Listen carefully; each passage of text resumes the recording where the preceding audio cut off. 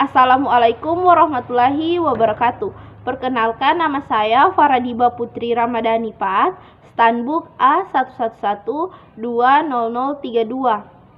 Program Studi Pendidikan Bahasa dan Sastra Indonesia, Fakultas Keguruan dan Ilmu Pendidikan Universitas Tadulako. Pada kali ini saya akan membuat tugas video mata kuliah prosa fiksi dan drama. Pada kali ini saya akan membacakan kesimpulan hasil artikel yang saya baca mengenai pembelajaran prosa fiksi dan drama. Profil pembelajaran apresiasi prosa fiksi dapat dibedakan menjadi dua tingkatan, yakni reaktif dan pro-kreatif. Tingkatan reaktif ditekankan pada kenikmatan membaca karya fiksi yang dilandasi pemahaman. Pro-kreatif ditekankan pada bentuk-bentuk responsi dan memproduksi karya fiksi yang dilandasi oleh kepekaan emotif, berpikir kritis, dan imajinasi kreatif.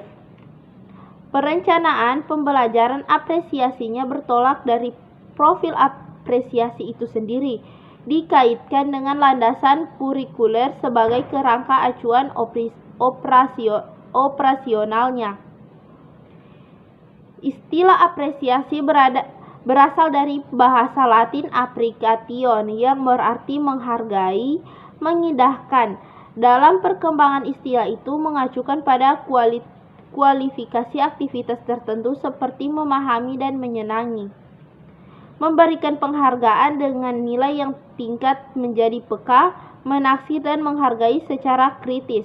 Jika dikaitkan dengan apresiasi prosa fiksi, maka apresiasi prosa fiksi adalah aktivitas mental untuk memahami dan menyenangi prosa fiksi, meletakkan penghargaan dengan nilai tinggi terhadap prosa fiksi, menjadi peka terhadap nilai-nilai prosa fiksi, dan menaksirkan dengan menghargai secara kritis pada prosa fiksi.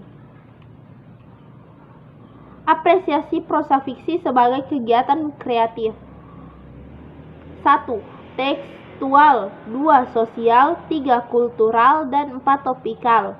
Sebagai teks karya fiksi dibangun oleh unsur-unsur faksional seperti tema, plot, kreatisasi, setting, dan sebagainya. Karya fiksi dipandangi sebagai representatif kehidupan masyarakat tertentu. Preparatif kultural, karya fiksi dipahami sebagai gambaran institusional rules yang di dalamnya disodorkan konflik-konflik di lingkungan, keluarga, sekolah, pekerjaan, korups, atau komunitas.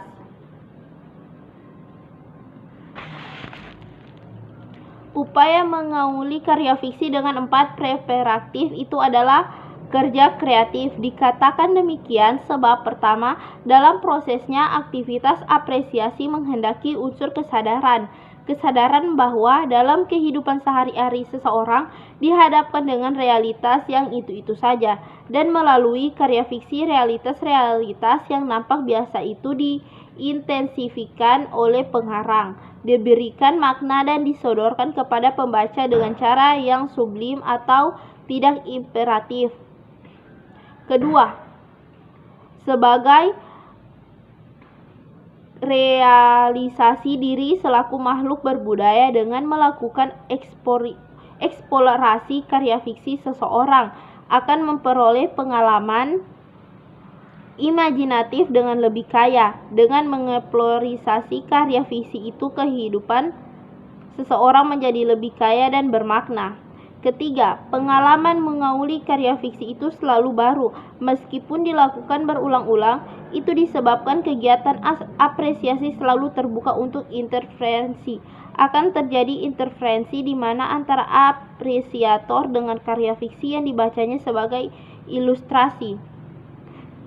Keempat, adanya keberanian kreatif. Dengan adanya keberanian kreatif itu, upaya mengauli karya fiksi dilakukan dengan cara-cara apresiasi lain.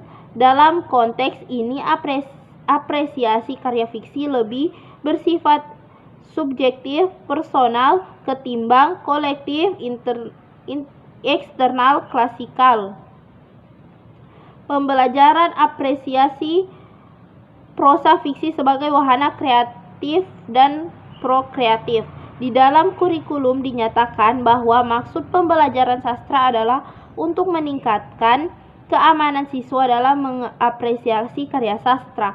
Hal itu berkaitan erat dengan latihan mempertajam perasaan, penalaran, dan daya khayal serta kepekaan terhadap masyarakat, budaya, dan lingkungan hidup. Rambu-rambu itu menyiratkan adanya target hasil pembelajaran sastra beserta fokus pembelajarannya. Target itu adalah meningkatkan kemampuan siswa mengapresiasi karya fiksi seperti cerpen, novel, dan drama. Sedangkan fokus pembelajaran apresiasi prosa fiksi ditekankan pada aspek emotif, berpikir kritis, dan imajinatif kreatif. Pembelajaran apresiasi prosa fiksi sebagai wahana kreasi bagi siswa. Ketika seorang pendaki gunung ditanya untuk apa menaklukkan puncak gunung di dunia, umumnya mereka menjawab demi kesenangan atau kepuasan batin yang sering tidak bisa dijelaskan dengan kata-kata.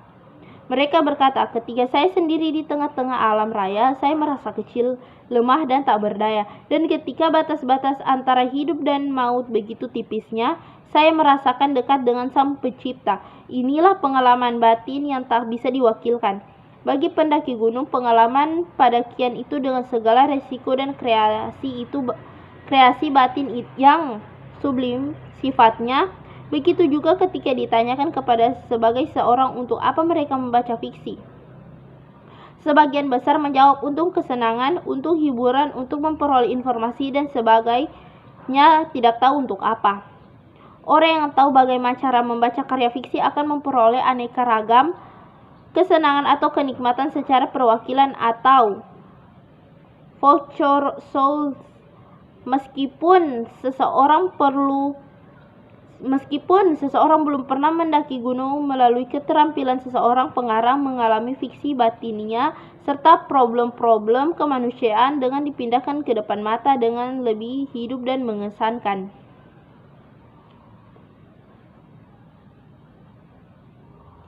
Pembelajaran apresiasi prosa fiksi sebagai wahana prokreasi bagi siswa. Apresiasi di dalam tingkatan ini tidak lagi bersifat reseptif, melainkan produktif. Pengalaman mengauli karya fiksi pada gilirannya perlu mendapatkan penyaluran baik dalam maupun lisan maupun tulis. Untuk itu siswa perlu memiliki kompetensi kebahasan yang berkenan dengan kemampuan menggunakan bahasa Indonesia sebagai media pemaparannya, terutama dalam bentuk berbicara seperti berdiskusi, bertanya jawab, bercakap-cakap, dan kemanapun menulis kreatif. Prokreasi dalam pembelajaran apresiasi fiksi dapat dibedakan menjadi dua tingkatan, yaitu responsi dan produksi. Aktivitas-aktivitas belajar dalam tingkatan responsi antara lain ditandai kegiatan interpretasi, prediksi, pemberian pertimbangan atau keraguan dan pertanyaan terhadap karya fiksi yang dibaca atau didengarkan.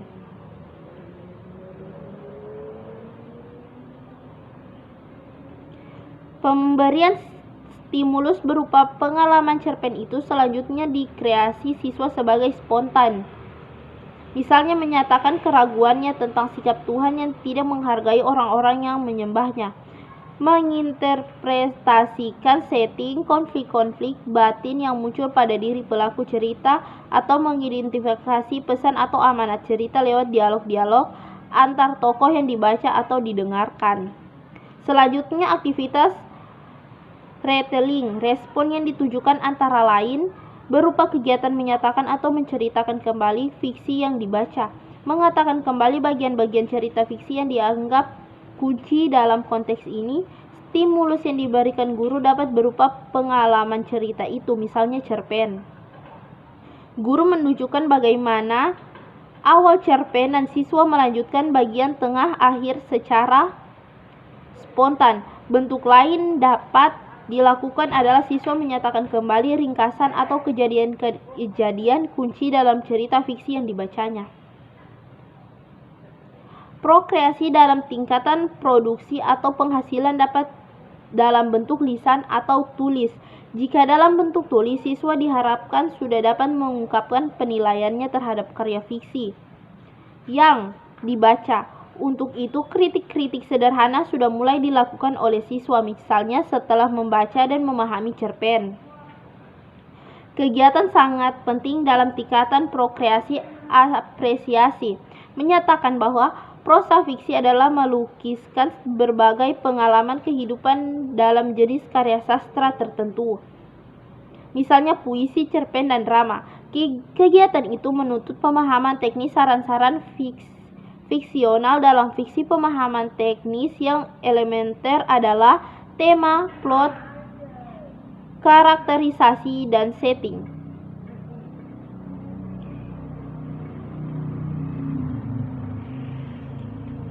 Perumusan tujuan pembelajaran apresiasi fiksi per semester. Perumusan tujuan pembelajaran boleh dikatakan merupakan kegiatan inti perencanaan.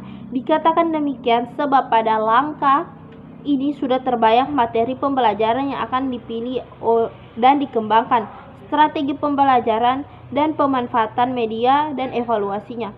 Oleh sebab itu, seseorang guru perlu memahami benar-benar profil apresiasi pada tingkatan mana yang diprioritas, misalnya tingkatan resepsi, responsi, dan produksi.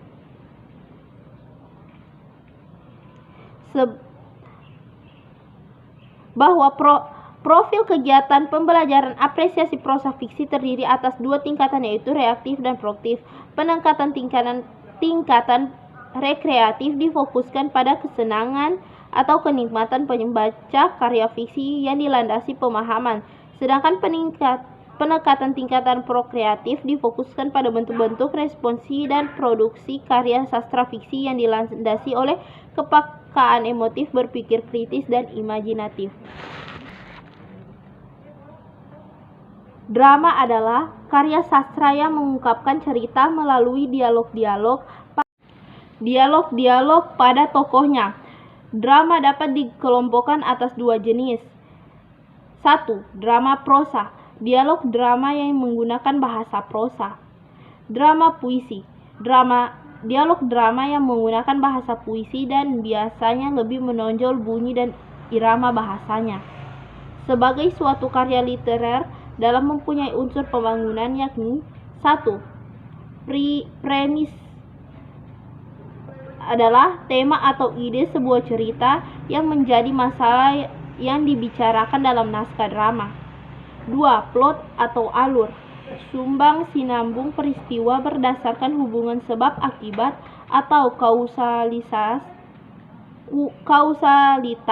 dalam sebuah naskah drama. 3. Perwatakan, bagaimana tokoh cerita menekankan watak peristiwa-peristiwa yang digambarkan dalam sebuah naskah drama. 4. Dialog, cipta sastra yang disajikan dalam bentuk percakapan antara dua tokoh atau lebih.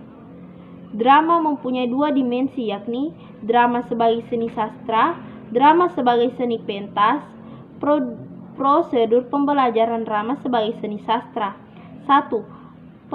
Pelacakan. 2. Pendahuluan. 3. Penentuan sikap praktis. 4. Introduksi. 5. Penyajian. 6. Diskusi. 7. Pengukuhan. Proses pementasan drama. 1. Pengantar. 2. Pemilihan naskah. 3. Penentuan pemain. Latihan dasar drama meliputi latihan gerak, latihan suara, dan latihan akting, dan pementasan evaluasi. Sekian kesimpulan yang hasil saya baca dari artikel. Saya tutup. Wassalamualaikum warahmatullahi wabarakatuh.